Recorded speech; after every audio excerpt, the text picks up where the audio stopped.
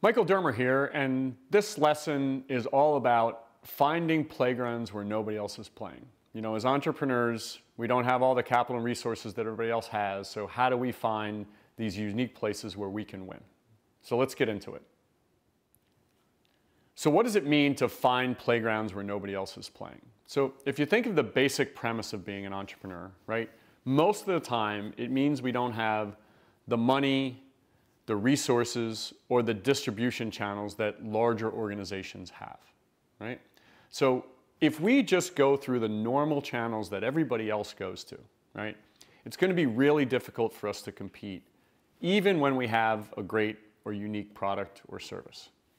So what we really need to be able to do is kind of look at things from a little bit of a different perspective and actually say, how do I find someplace that nobody else is providing a product and service, and make myself the only person that can provide that solution? Or in other words, find a playground where nobody else is playing, okay? And let me give you a couple of examples.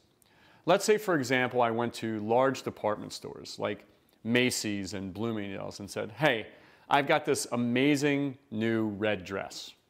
Well, most likely, Macy's and Bloomingdale's would say, you know what, we've got plenty of red dresses. We don't need any red dresses. But what if you took that very same red dress, right, and you made it part of a personal shopping experience for every new lawyer and investment banker that joined a firm out of college in Chicago or San Francisco or New York, right? That very same red dress that was rejected by Bloomingdale's and Macy's might be very unique because you found a playground where nobody else was playing, okay?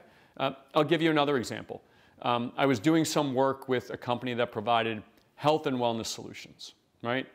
There were digital solutions, there were coaching solutions, and they helped people be healthier around things like diabetes and weight management and exercise. And they were really having a tough time breaking through. And one of the reasons was there's tons of health and wellness solutions. Well, after we talked to them a little bit about what was going on, it turns out that they actually did a lot of programs for the Hispanic market. And in the Hispanic market, there weren't a lot of people yet providing health and wellness solutions. In fact, by playing in that market, they learned things. They learned things that, like, for example, transportation was a huge part of why the Hispanic community didn't get health care. Family was much more important in making decisions. Religion was much more important in making decisions, and churches were actually places where the Hispanic community would go to deal with their health care. And so just by thinking about that marketing and saying, okay, now we're going to take that very same health and wellness solution and offer it just to the Hispanic community, they started to get some real traction because they created a playground where only they were playing, okay?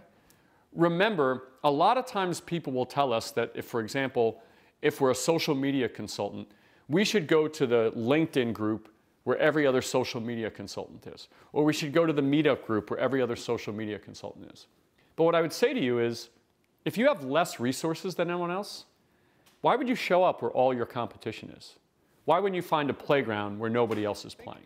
So when you think about going to market, don't always follow the crowd, right? Think about a place where you can be the only game in town. In addition to this video, we've got an extensive write-up on what it means to find that playground side by side in your video with this lesson.